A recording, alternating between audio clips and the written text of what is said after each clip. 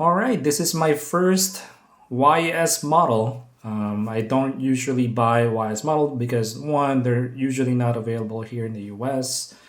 But luckily, My Guy Collectibles had this one in stock at a very good price, so I had to purchase it from them. I've purchased from My Guy Collectibles a few times now. They're one of my go-to sites for premium diecast brands. Yeah, this one in particular is the Sauber Mercedes C9. This is the number 63 car, as you can see here on the box. This is the 1989 Le Mans winner. This one actually came almost at the same time. So this is one of the rare mini GTs that I missed out on when it first came out. This is number 421. I wasn't collecting back then when this came out. So I can't wait to unbox this, but today I'm not gonna unbox this one. I'm gonna focus on this one because I had some concern. The car looks great in pictures, right? The engine details is absolutely amazing. It's one of the best engines, in 64 scale that I've seen. Again, this is just based on the photos that I've seen so far, and I do have some concerns about this, which I'm gonna talk about after I unbox this. So let's get right to it. So this is the box. So it comes with this carton, like a cover. And this is the actual box. So as you can see here, there's a C9, the number 63 car. Pretty good artwork, if you ask me.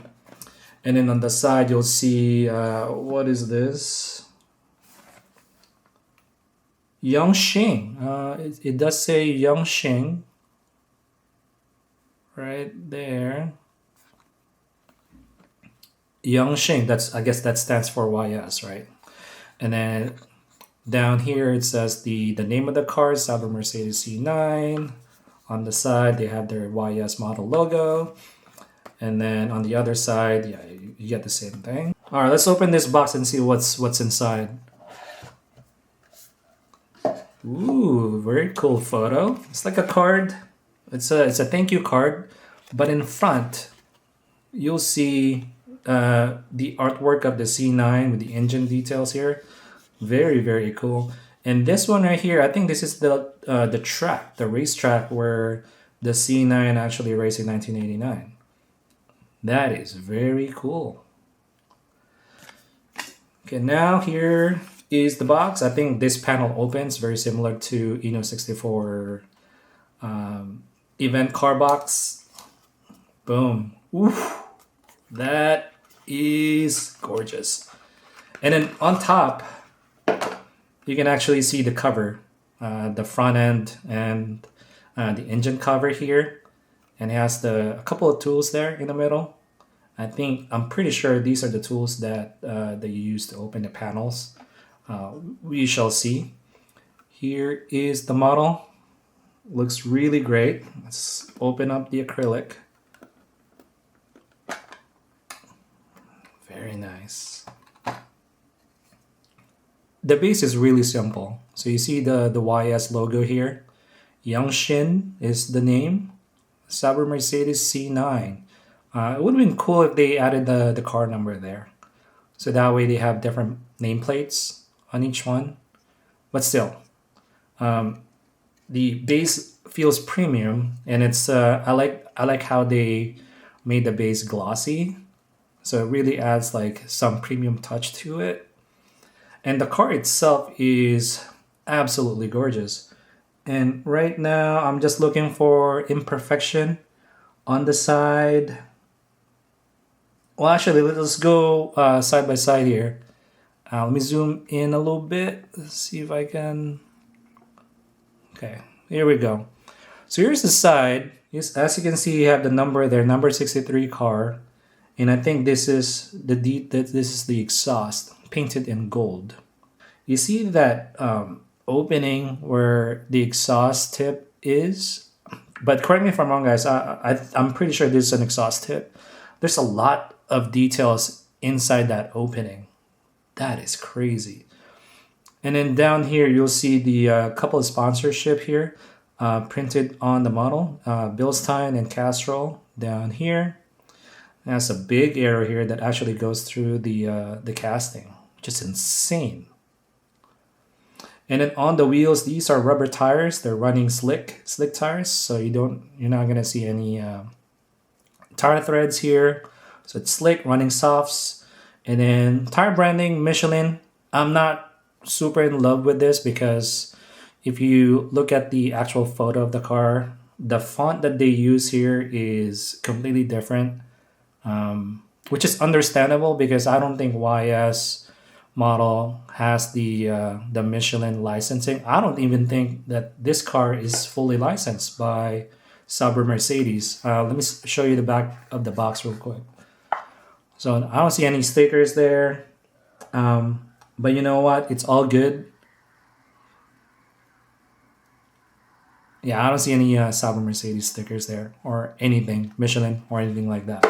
But like I said, for this car, I don't care because they are the only one who's producing this car, and this car is absolutely legendary for a race fan. So to me, license or not, I'm gonna get this car no matter what. So front end, I'm just gonna go a little bit faster here. You can see a lot of detail there, and I don't know if you guys can see this wire, this black wire hanging around here. I mean, those kind of details in a 64 scale, I really still find it amazing. And the windshield wiper, I believe this is a separate piece. Unlike Mini GT, these windshield wipers are molded or embedded on the windshield. But in this case, no, it's a separate piece, and there is a Sauber Mercedes banner there, printed in white, and two little antennas, which I'm not gonna touch because they look very flimsy. So I'm not gonna touch those, but they are present here, and the yellow side mirrors painted nicely, and they're hard plastic. Can't tell if they're metal, but they're pretty hard. It's definitely not rubber. And as you can see, the mirror actually has a reflective sticker, that represents the mirror, in real life. And then on here on the side, I just want to go back here. You'll see the name of the drivers here. These are the winning drivers of the 1989 Le Mans. Very cool that they've added it there. Gas cap, very detailed. Pretty nice venting here that actually goes through the casting. And then on this side, pretty much the same as the right side. But yeah, check out the details here. Now I'm seeing two pipings here, maybe two exhaust. I'm not quite sure what it is, but it's nicely painted. Look at this gold. My goodness. Yeah, now I think it's time to talk about. Oh, let me talk about the wing real quick. This one has the AEG sponsorship here. It's kind of pointed down. I'm pretty sure it is accurate that it's pointing down like that. And see this. I think this is metal too. Okay, engine. This is insane. Look at that. When you see, I mean, gosh, like you can actually see the wires, or the gold and black wires, even the blue wires. I mean, they are in the springs. They're nicely painted in red. But man, this is next level. This is next level stuff. And I'm not even gonna touch these because I don't want to break anything. I mean, they look so delicate, and I don't want to ruin it on the first day I open the freaking model.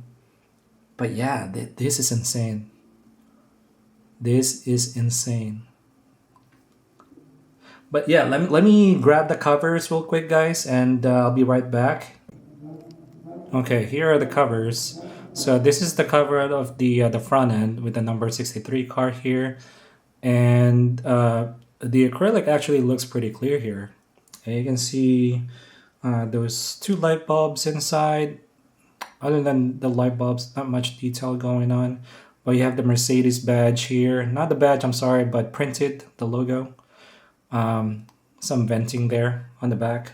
And here's the engine cover in the back. They are diecast. These are diecast metal, the front and back.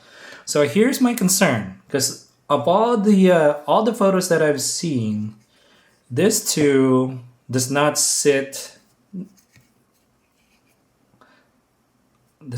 nicely on the model. Like when I put this on, I'm hoping that it would sit flush and line up with this part right here. Like I want them to sit flush. If they do sit flush, then I'll be really happy. We'll see. I think they're using magnets. As you can see here, I think these are the two magnets, 1 and 2. And then on the back, you'll see the connector, the two magnets there. So we'll see. Moment of truth.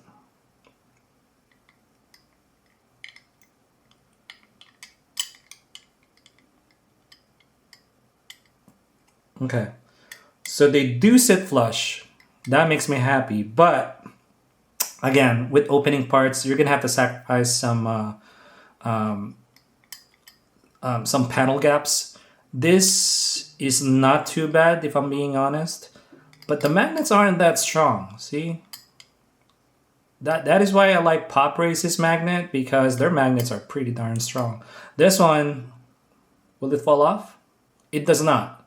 So that's a good sign. And then we'll put the front and see what it looks like with both cover on. And this one has magnets on this side and on this side. Same goes for the cover. So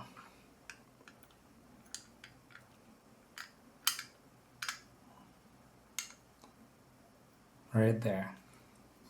Boom. And again, this would have been like a 10 out of 10 car for me if they actually fixed those gaps. I still believe that. I still believe that the gap between the tire and the fenders are a bit big. Especially on the back. Here's the top view. It's absolutely gorgeous. You see this Mercedes printing there with the ST, and got the Mercedes-Benz V8 right on the back on the engine cover. Very cool. And then the Michelin sponsorship there with the Michelin man. That's very cool. And then in front, yeah, we didn't really talk about the front or the cover, but you have the AEG Michelin Castrol in the corner. And then actually on both sides. Very nice venting in the front. Yeah. So this car, will I recommend it? Yes. Is it perfect? No. If I have to score this car, it'll be like I would say a 9 out of 10. Because the details are there, right? The details are exceptional, especially the engine cover. If you could get this at around $30 each, because I know like I said, because there are 3 of them, I think it's a good deal. But if you find this like at over 40 without shipping, import fees and all that, yeah, I would just skip it and wait for other brands to do this, because I feel like Pop Race is gonna do this car at some point, because some of the factories share castings. I'm not sure if YS is sharing the factory with Pop Race, or who knows, right? I don't have that information, but I do know that sometimes they do share castings. But yeah, if you can get this at $30, highly recommend it. And if you can live with that gap that I mentioned, it's not too bad, guys. That's just me being picky. But it's very obvious on the back though. It bothers me. Hopefully it doesn't bother you, because it's an exceptional model. Yeah, don't don't mind me. Here's the back shot, by the way. Don't mind me. I know that the taillights are actually acrylic. It's just red. Nothing too crazy, but yeah, there's still a lot of details, guys. So again, if you don't care about the license, If you don't care about the gaps in the fender, get this at 32 bucks. Hopefully My Guy Collectibles has the number 63 car. If not, hopefully I hope he has the 62 and 61 car, because this is exceptional, man. So shout out to Rip and Blitz on Premium Diecast Club Discord for for pushing me to purchase this car, because I told them I'm on the fence because of the gaps that I saw on, on the tires and the fenders. So I was on the fence, but I'm glad they pushed me and actually finally purchased this car. So that's it for today, guys. I hope you enjoy that. There's more unboxing, hopefully this weekend. If not, next week. I have this, and I do have the new Ferrari F40 TLVN in the mail now. So I'm gonna do a quick unboxing and a quick review of that as well. So thanks for watching, guys, and see you next time. Bye.